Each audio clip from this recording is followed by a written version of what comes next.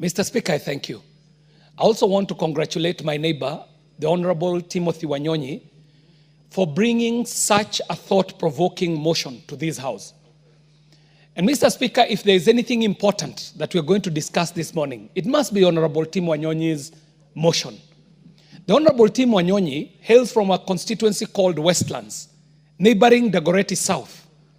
The Westlands that we know today traditionally was part of the larger Dagoretti. And that Dagoretti belonged to a district called Kiambu. So that if you go to Honorable Tim Wanyonyi's constituency, you will find that the freehold lands that are in Westlands carry titles that are labeled Kiambu District. Kiambu District was traditionally an agricultural highlands, what was traditionally known as the White Highlands. The lands that had been grabbed from our people, that had traditionally been forested, traditional agricultural lands that belonged to the Agekoyo people who had migrated from south of Chania and come into these new lands that had traditionally been inhabited by the Adi and the Dorobo people.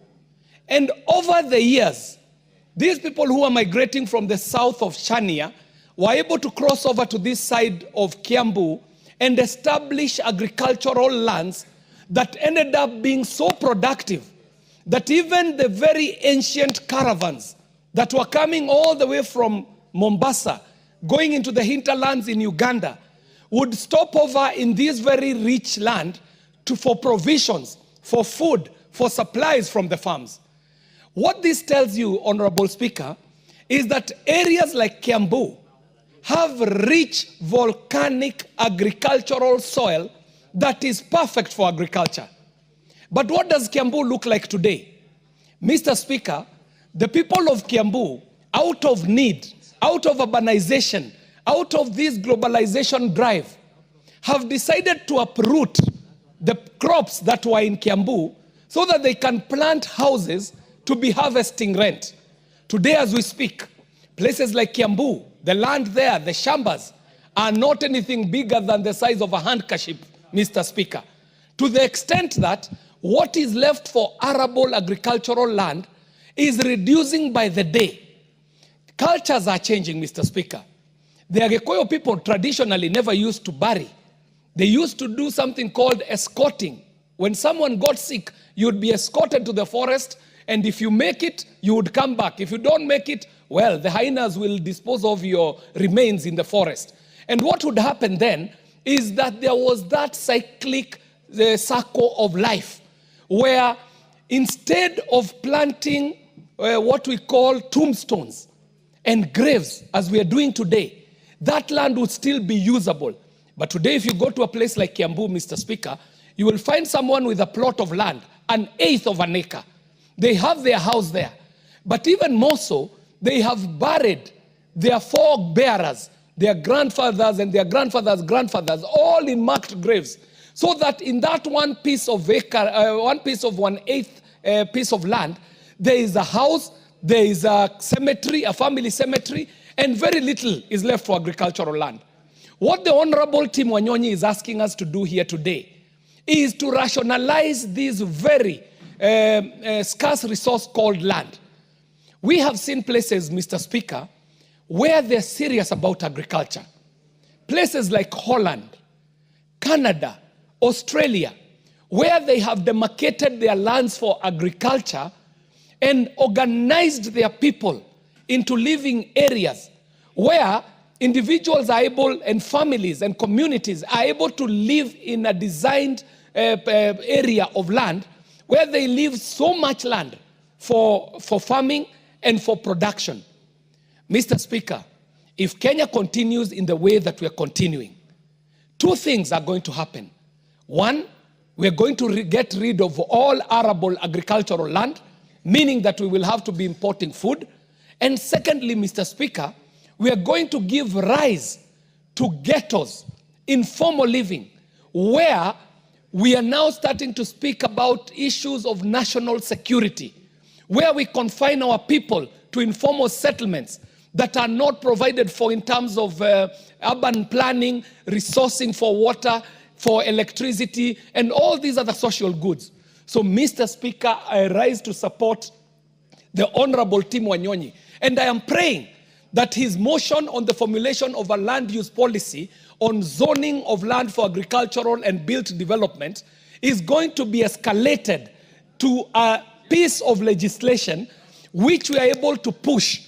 And Mr. Speaker, for us to get this legislation, we must also urge the executive to come up with a policy, Mr. Speaker, so that we are not doing legislation before the policy. So, Mr. Speaker, I have to say that Honorable Tim Wanyonyi has pricked us at a time when, if we do not make changes and keep kicking the can down the road, the dangers are clear. Mr. Speaker, our country is a net importer. To reverse this country to be able to be exporting, we have to start with what we have in our hand. And what we have is agriculture, Mr. Speaker. We must consider how our agriculture is going to be meaningful, not only for food production, but also for value addition. If we start doing value addition to our agricultural produce, Mr. Speaker, then we start walking on our way towards industrialization, and then we can achieve the aspirations that we seek as a country to become a middle-income earning country, even as was projected by Vision 2030. Mr. Speaker, I want to decry the move that we have taken in terms of our attachment to land, Mr. Speaker. Our attachment to land is so emotive to a point when land issues come up, we throw out reason out of the window.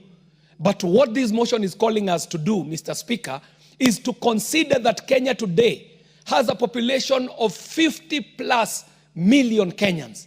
These 50 plus million Kenyans need places to live, but for them to live the quality of life we would want them to live, they will also need land for farming, for agriculture, for crop growing, and for animal husbandry. For us to be able to do that, we cannot continue in the haphazard manner of development that we have adopted.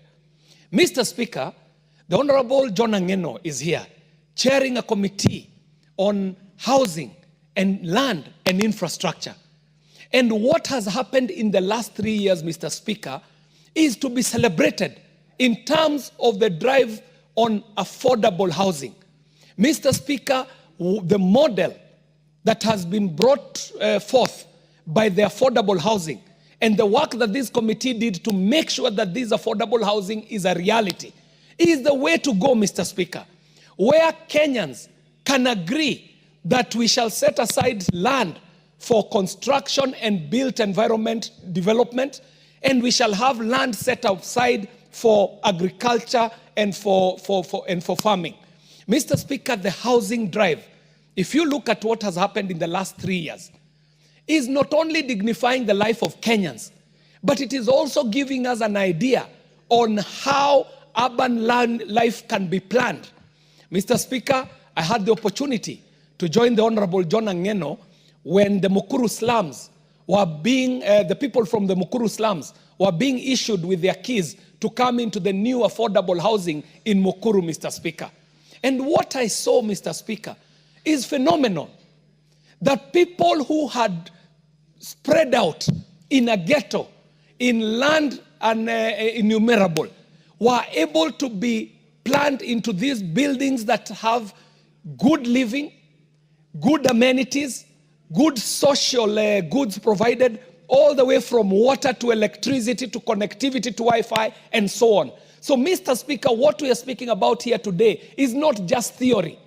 Kenya itself has demonstrated through affordable housing that if we put our mind to it, we can have good land set aside and zoned for agriculture, and we can have land set aside for built development. Mr. Speaker, I stand to support and I congratulate my neighbor, Honorable Tim Wanyonyi. Thank you for pricking our conscience. This is the line that countries should take towards demarcating land for built environment and land for agriculture. I thank you and I support this motion. Thank you very much. Well said. Before the member for Murwa Dikir contributes, join me in welcoming students from Lukenya Academy. Mavoko constituency, Machakos County. They're sitting in the speakers gallery with students also from Royal Brains School, Kiambaa constituency, Kiambu County. They're all welcome for the proceedings this morning and to the Houses of Parliament. The Honorable John Angeno. Thank you, Mr. Speaker. On behalf of members of this House, Mr. Speaker, I wish also to welcome the students from various schools to this august House. And my plea to all of them is that discipline is the most fundamental item in our institutions. Just a few days, we have had incidences of students burning dormitories and classrooms. I wish to urge the students who are before this House today that the properties that are being destroyed belongs to you, belongs to your parents, belong to the society. So please, we urge you to be disciplined, and that is why you have also got